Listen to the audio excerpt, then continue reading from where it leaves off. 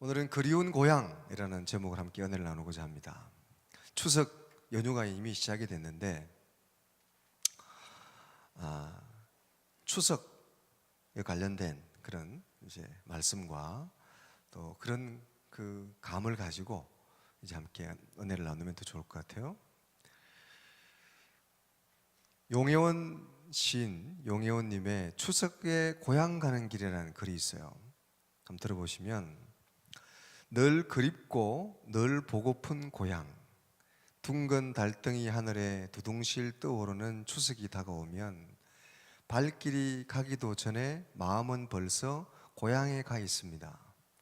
어린 날 꿈이 가득한 곳, 언제나 사랑을 주려고만 하시는 부모님, 한둥지 사랑으로 함께하는 형제 자매, 학교 마당, 마을 어귀, 골목길, 냇물가, 동산 어디든 함께 뛰놀던 친구들이 모두 다 보고 싶습니다. 점점 나이 들어가시며 주름살이 많아지신 어머님, 아버님, 오래오래 건강하시기를 마음속으로 간절히 기도합니다. 추석 명절 고향 가는 길엔 우리 가족, 우리 친척, 우리 민족의 축복이 가득하기를 원하는 기도가 있습니다. 추석 명절 고향 가는 길엔 추석에 뜨는 달만큼이나 환한 가족들의 행복이 가득해져 옵니다. 여러분의 추석이 이런 추석이 되시길 바랍니다. 할렐루야. 가족, 친척, 민족이 축복되기를 바라고, 환하게 뜬 추석의 보름달만큼이나 가족들의 얼굴이 환하고 행복해지기 바랍니다. 옆 사람 얼굴이 보름달처럼 환한가요? 아니면 우둥충한가요? 네. 고향에 대한 그 따스한 마음이 잘 묻어 있는 그런 시죠. 지난주에 제3차 남북 정상회담이 평양에서 있었죠. 백두산도 오르고, 그리고 얼마 전에는 남북 이산가족 상봉이 있었습니다. 그래서 이번에 이 추석은 실향민들에게는 그 어느 때보다도 기대가 되는 또 새로운 그런 추석이 아닐까 생각해 봅니다. 이와 관련해서 최근에 한 방송에서 실향민을 취재하는 방송을 제가 잠깐 본 적이 있는데, 이 실향민들이 어린 나이에 집에서 북에서 내려와서 70년의 세월이 흘렀어요. 70년의 세월이. 근 70년의 세월이 흘렀으니까 뭐 소년 때 10대 때 이렇게 나와서 지금 80대, 90대가 됐는데, 그런데 고향에서 살은 세월보다 나와서 살은 세월이 몇 배나 더 많은데, 이제는 잊을만도 하다고 생각했는데 고향 얘기만 하면 눈물을 흘리고 심지어는 어깨를 들썩이며 끄이끄이 우시는 모습을 보면서, 야, 고향이라는 게 도대체 뭘까? 고향의 힘이라는 게 뭐 얼마나 대단하길래 저 연세가 되고 이제 정말 노인이 되고 이제는 다 머리가 휘고 그래서 정말 하나님 부르실 날에 가까워졌는데도 고향 얘기만 하면 저렇게 우시는 걸까? 고향이라는 곳이 그리도 가슴이 아리는 곳인가 생각을 해보게 됐어요. 사랑하는 여러분, 누구에게나 고향은 있고 언젠가는 돌아가고 싶은 곳이고 언제나 그리운 곳이 고향인가 봅니다. 고향이 없는 사람은 없죠. 그리워하는 정도의 차이가 있을 뿐이지. 왜 사람들은 이렇게 고향을 그리워하고 고향을 사모하는 것일까? 이 명절에 그 머나먼 길을 마다하지 않고 밀리는 도로를 뚫고 고향을 향해서 꾸역꾸역 하는 것일까? 답을 정확하게 알 수는 없지만 그 답을 조금이라도 보여주는 글이 하나 있는데, 정진홍의 마당에는 때로 은빛 꽃이 핀다 하는 글이 있어요. 내용이 이렇습니다. 고향에 가고 싶다. 큰댁 뒷동산에 있던 용트림하던 소나무는 죽은 지 오래다. 내가 자라던 집은 흔적조차 없다. 동구 밖 너티나무 아래에서 서무그름 떨어진 겨울에는 물도 다 말라버렸다. 거기서 빨래하던 안악들은 어쩌면 이제는 모두 이 세상 사람들이 아니게 되었을 듯하다. 그런데 가고 싶다. 그래, 고향에 가면, 고향으로 돌아가면 나는 비로소 나를 사랑하리라. 나는 나를 토닥거리고 싶다. 따뜻하게 안아주고 싶다. 피곤한 마음도 상처난 마음도 쉬게 하고 아프지 않게 하리라. 정지롱의 마당에는 때로 은빛꽃이 핀다 글 중에 일부예요. 여기서 보여주는 고향 가고 싶은 마음은 뭐 여러 가지 이유가 있겠지만 고향에 가면 옛날 사람도 다 없고 심지어는 그 사람들이 다 이제는 이 세상 사람이 아닐 수도 있고, 고향에 가면 어릴 때 그 모습이 아니라 다 변해 있고 다 새롭게 되고 개발이 되어 버렸고, 고향이 옛날 자랄 때 그 모습 그대로가 아닌데도 그래도 고향에 가고 싶다. 왜? 고향에 가면 비로소 마음이 따뜻해지고 내가 위로를 받고 내 마음의 상처가 치유되고 내가 나를 위로해 줄 수 있을 것 같아서, 그래서 나는 고향에 가고 싶다. 이걸 좀 더 풀어서 얘기하면, 세상을 살아가다가 상처받고 모나고 찢겨지고 우울해진 이 내 마음이 고향에 가면 치유받을 수 있을 것 같고 회복될 수 있을 것 같고, 세상에 잘나고 똑똑하고 성공한 사람들과 비교되어서 한없이 눌리고 작아지고 낮아졌던 내 자존감이 언제나 나를 안아주고 품어주고 있는 그대로 사랑해준 어머니의 품처럼 내 자존감이 올라가고 내 마음이 회복될 수 있을 것 같아서, 또 내 자신이 나를 있는 그대로 사랑할 수 있을 것 같아서, 그래서 고향에 가고 싶다. 성공을 위해서 무한 경쟁의 시대를 살아가던 사람들이 고향을 그리워하는 것은 그 어린 시절 순수하던 그 시절, 친구와 물장구 치고 다람쥐 쫓고 소꿉장난하고 그것만으로도 충분하게 행복했던 그 시절, 그 마음의 시몬의 고향으로 돌아가고 싶은 마음이 아닐까. 이걸 좀 신앙적으로 풀어보면, 성공을 위해서 세상의 방식대로 살던 사람들이, 그래서 상처받은 영혼들이 영혼을 사모하며 사람이 사는 것은 떡으로만 사는 것이 아니라 하나님의 말씀으로 사는 것이구나, 사람에게 참된 만족을 주는 것은 물질이 아니라 사랑이구나, 그 본질의 세계로 돌아가고 싶은 하나님이 주신 마음이 아닐까. 하나님이 우리 마음에 심어주신 영원한 것을 사모하는 마음. 그래서 전도서 3장 11절에 보면, 하나님이 모든 것을 지으시되 때를 따라 아름답게 하셨고 또 사람들에게는 영혼을 사모하는 마음을 주셨느니라. 할렐루야. 그러니까 우리가 고향을 그리워하는 마음은 하나님이 우리에게 주신 영혼을 사모하는 마음에서부터 출발하는 깊은 마음의 심원에서 나오는 거라는 거죠.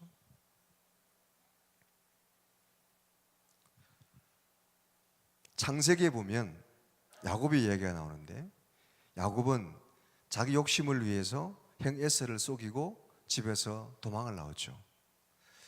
야곱은 집보다는 성공을, 형제보다는 자기 욕심을 더 우선했습니다. 그래서 집을 뛰쳐나왔고 성공을 쫓았고 부귀와 영화를 쫓았습니다. 외삼촌 라반의 집에서도 그는 성공을 위해서, 부자가 되기 위해서 외삼촌도 속이고 큰 부를 이루게 됩니다. 그런데 아이러니하게도 이렇게 성공을 이루고 부자가 된 야곱이 고향에 가고 싶어 합니다. 고향으로 돌아가고 싶어요. 고향에 돌아가면 자기가 속였던 형 에서에게 자기가 그동안 이루었던 성공을 다 빼앗길 수도 있고, 심지어는 자기 목숨까지 잃을 수 있는데도 그는 그 모든 걸 감수하고라도 고향으로 돌아가고 싶어하고 고향으로 돌아갑니다. 이게 아이러니죠. 성공을 쫓고 자기 욕심을 쫓아서 고향을 가감하게 버렸던 야곱이, 이제는 그가 그렇게도 바라던 부귀와 성공을 손에 넣었는데도 불구하고 그 모든 것을 다 팔았으라도, 그 모든 것을 다 잃더라도 고향으로 돌아가고 싶어 하는 거죠. 놀랍고 신비로운 거죠. 그 힘이 뭘까? 인생은 부귀, 성공, 그것이 전부가 아니고 그보다 더 귀한 것, 그보다 더 가치 있는 것이 있다는 것을 비로소 깨달은 것일까? 돈으로 살 수 없는 것이 고향이고 가족이고 영원한 것이다 하는 것을 야곱이 깨달은 겁니까? 그럼 모든 걸 다 내려놓더라도 형을 만나고 싶어하고 고향으로 돌아가고 싶어합니다. 그리고 우여곡절 끝에 야복 강가에서의 씨름을 지난 후에 마침내 형을 만나게 되죠. 그리고 형과 만나서 눈물의 해우를 하고 기뻐하는 형의 얼굴을 보고 야곱이 한 유명한 고백이 있습니다. 아주 의미 있고 신학적인 고백입니다. 오늘 여러분들이 말씀 전에 나눴던 인사말처럼 창세기 33장 10절에 이런 말씀이 있죠. 내가 형님의 얼굴을 배운 적 하나님의 얼굴을 본 것 같습니다. 할렐루야. 하나님의 얼굴을 본 것 같습니다. 내가 형님의 얼굴을 보니까 마치 하나님의 얼굴을 본 것 같습니다. 이 한마디는 굉장히 의미가 있는 말입니다. 부귀와 영화도 그에게 줄 수 없었던 것을, 세상의 성공도 그에게 줄 수 없었던 만족을 형님과 화해를 통해서 기뻐하고 즐거워하고 반갑게 맞아주는 형님의 얼굴을 통해서 비로소 야곱은 세상에 그 어떤 것보다 귀한 게 있다는 것을 깨닫게 된 거예요. 마치 하나님의 얼굴을 본 것처럼. 그동안 집 나오면 다 개고생이라고 그랬는데 집 나와서 고생하고 상처받고 어려웠던 그 모든 상처와 억울함과 억눌림들이 한 번에 해소되는, 마치 하나님을 만난 것처럼 심령 깊은 곳의 상처, 아픔, 모든 것들이 다 녹아내리는 그런 은혜를 경험한 거예요. 내가 형님을 보니까 하나님의 얼굴을 본 것 같습니다. 이 고백에는 이제 내가 여기서 죽어도 소원이 없고 여한이 없습니다. 그냥 여기서 죽어도 내가 여한이 없습니다. 이런 고백 같은 거예요. 다 이루었습니다. 그동안 내가 뭔가를 찾아서 온 세상을 헤매고 다녔는데 가장 소중한 것이 여기 있었습니다. 마치 시몬이 메시아를 기다리다가 메시아를 만난 이후에 90이 넘은 시몬이 이제는 내가 하늘나라에 가도 여한이 없습니다 고백한 것처럼 모든 걸 다 이루고 여한이 없는 고백이에요. 값진 보화를 찾아 헤매던 사람이 값진 보화를 발견하고 자기 소유를 다 팔아서 그 보화를 산 것처럼 모든 걸 다 팔았으라도 내가 찾던 참 인생의 의미를 오늘 비로소 깨달았습니다. 하나님을 본 것 같습니다. 굉장히 신묘막측한 고백이에요. 여러분 다시 몇 사람 쳐다보세요. 성도님 보니까 하나님 본 것 같아요. 할렐루야. 다시 한번 쳐다보세요. 네. 그런 고백을 할 수 있어야 돼요, 여러분. 이번 추석에는 여러분들 부모님 만나고 형제들 만나면 어머니를 보니까 하나님을 본 것 같습니다. 할렐루야.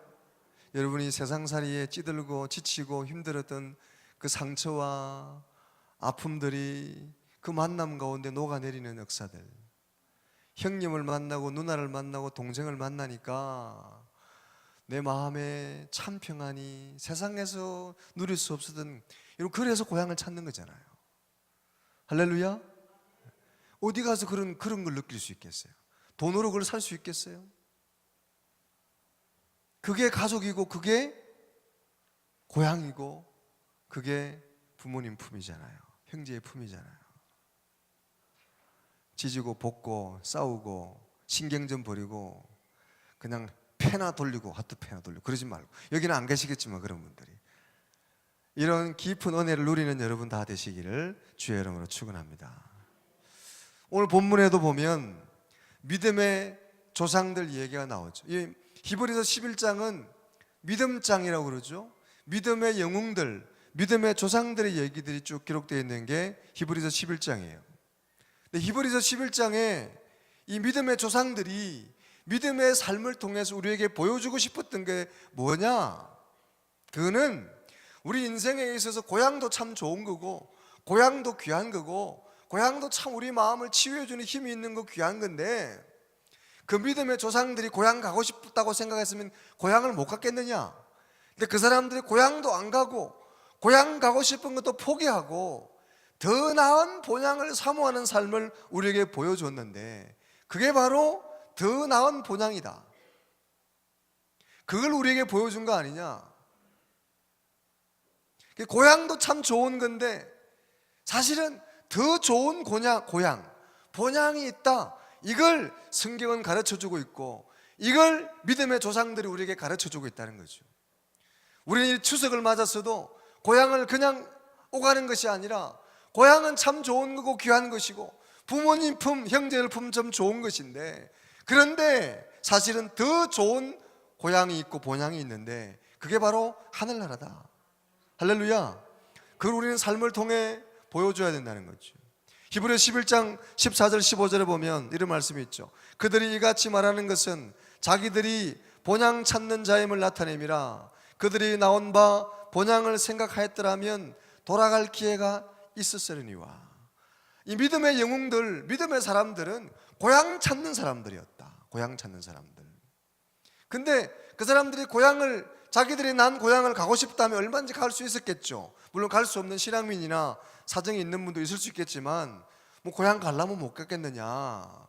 그런데 이들이 보여주고자 하는 진짜의 핵심은 뭐냐? 바로 더 나은 본향이 있다는 걸 우리에게 보여주는 거다. 그래서 그리스도인의 정체성은 뭐냐? 그리스도인은 고향을 찾아가는 길에 서 있는 사람들이에요. 아까 우리 용혜원님의 시처럼 우리는 고향 가는 길에 서 있는 사람들이에요. 그게 신앙인들이에요. 영원한 하늘나라를 향해서 그 고향 가는 여정에 있는 사람들이 저와 여러분들이에요. 따라합시다. 오늘 우리는 누구나 고향 가는 길에 서 있습니다. 본향 가는 길에 서 있는 사람들, 하늘나라 가는 길에 그 여정에 있는 사람들, 믿음의 길을 걸어가는 사람들이 우리 믿음의 사람들인데, 그 믿음의 길은 고향 가는 길이에요. 본향 가는 길. 그게 믿음의 길이에요. 더 나은 본향. 그러니까 고향은 참 밀접한 거예요. 이 명절은, 고향 가는 길은 우리가 늘 염두에 둬야 돼요. 우리는 궁극적으로 그리스도인들은 본향을 가는 사람들. TV에 고향 가는 길이 막히는 거 보고 아유 저거 왜 저렇게 막히냐, 그렇게 의미 없이 보지 말고, 그래 우리 믿는 사람들은 본향 가는 길에 서 있는 사람들이지. 우리의 믿음의 길도 그렇지. 더 나은 본향이 있는데, 그래서 이 땅의 삶은 나그네의 삶이고 외국인의 삶이지만 우리 믿음의 사람들이 가는 길은, 이 길은 본향을 향해 있다. 목적지는 본향이 있다. 13절 14절에 보면 이 사람들은 다 믿음을 따라 죽었으며 약속을 받지 못하였으되 그것들을 멀리서 보고 환영하며 또 땅에서는 외국인과 나그네임을 증언하였으니 그들이 이같이 말하는 것은 자기들이 본향 찾는 자임을 나타내미라. 이 땅에는 나그네 인생이고 이 땅에는 참된 만족과 쉼이 없어요. 그래서 우리는 언제나 참된 본향, 더 나은 본향을 사모하고 그곳을 바라보고 그 영원한 것을 바라보는 마음, 이게 하나님 주신 마음이라는 거죠. 그걸 조금 맛볼 수 있는 곳이 어디냐? 바로 우리 이 땅의 고향이고 가정이고 또 우리 믿음의 공동체인 교회예요.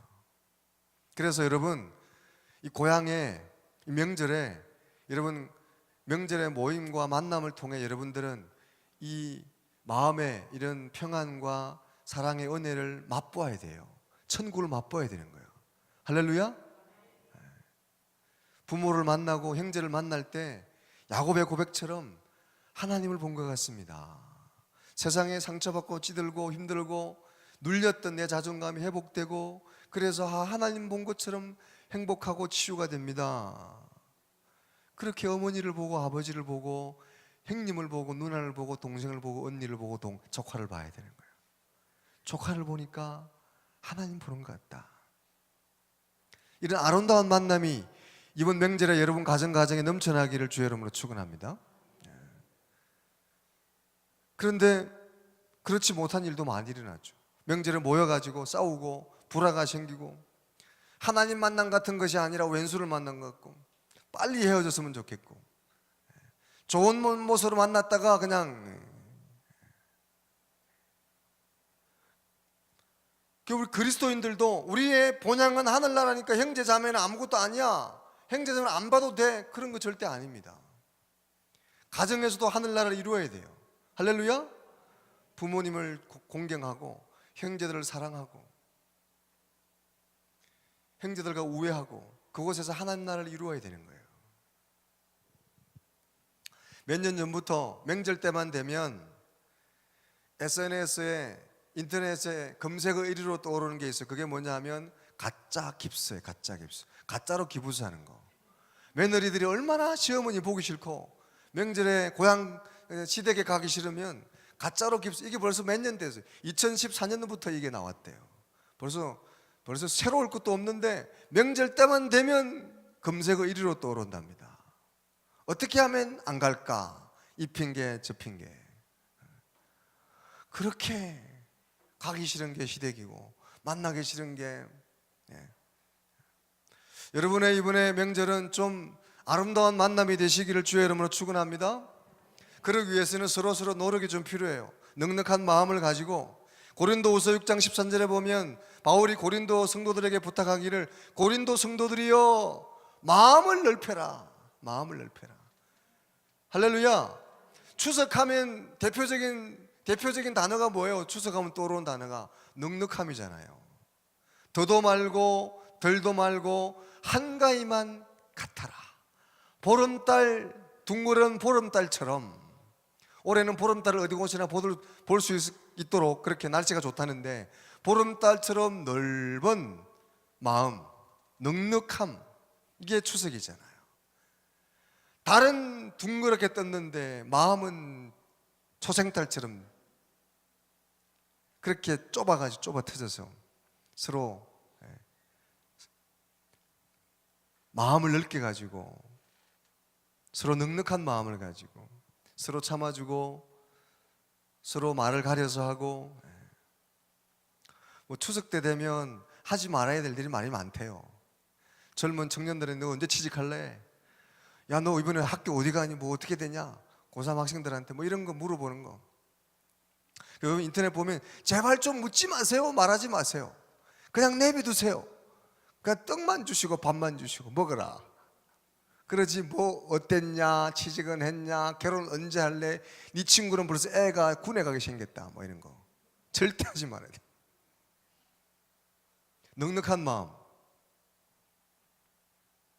사랑하는 여러분, 즐겁고 행복한 명절 추석이 되시기를 주님의 이름으로 축원합니다.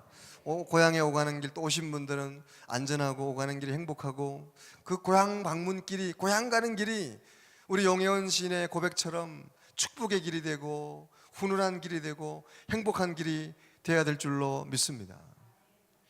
우리 그리스도인들의 정체성은 바로 이 고향 가는 길에 서 있는 사람들, 본향 가는 길에 서 있는 사람들, 지금도 본향을 향해서 걸어가는 사람들이다.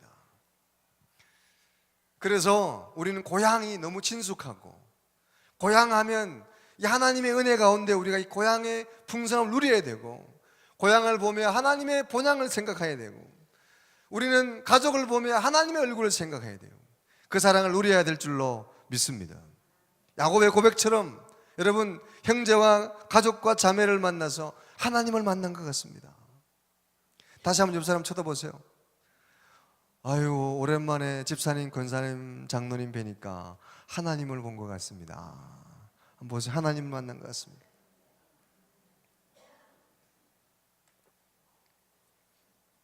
할렐루야. 마음이 그렇게 치유가 있고 회복되고 자존감이 올라가고, 아무것도 없어도 그냥 있는 존재 자체로 기뻐해주는 부모의 품, 고향의 품. 세상의 가치와 기준을 다 내려놓고 하나 될 수 있는 고향의 품, 부모의 품, 하나님 품. 그럼 나는 고향이 없어. 나는 어떻게? 나는 이미 부모님 돌아가시고 나는 실향민이야. 갈 곳도 없어.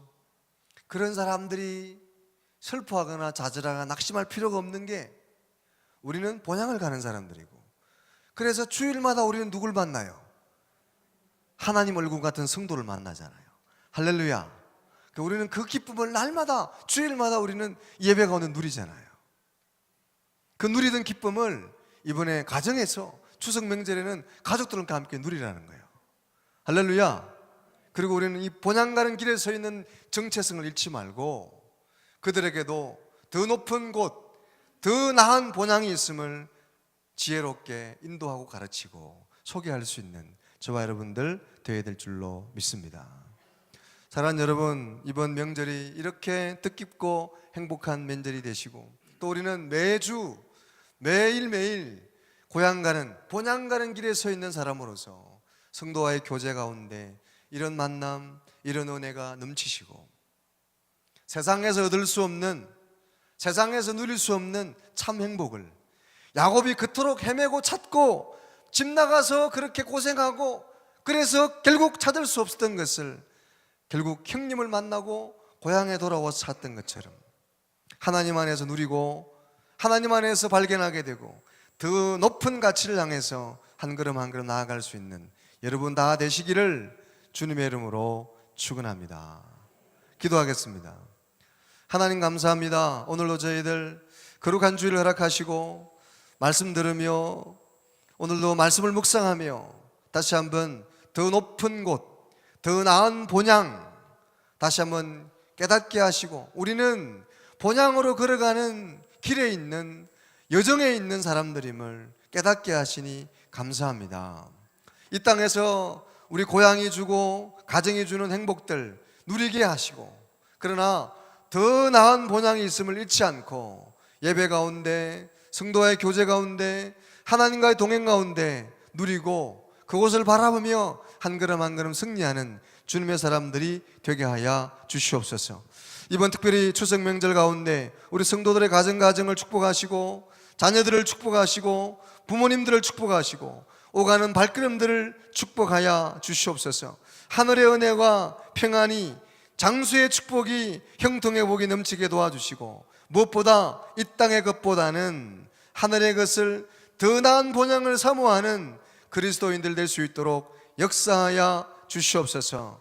가정에 저들의 심령에 하늘의 복이 행복이 넘치기를 소원하며 예수님 이름으로 기도 올려옵나이다. 아멘.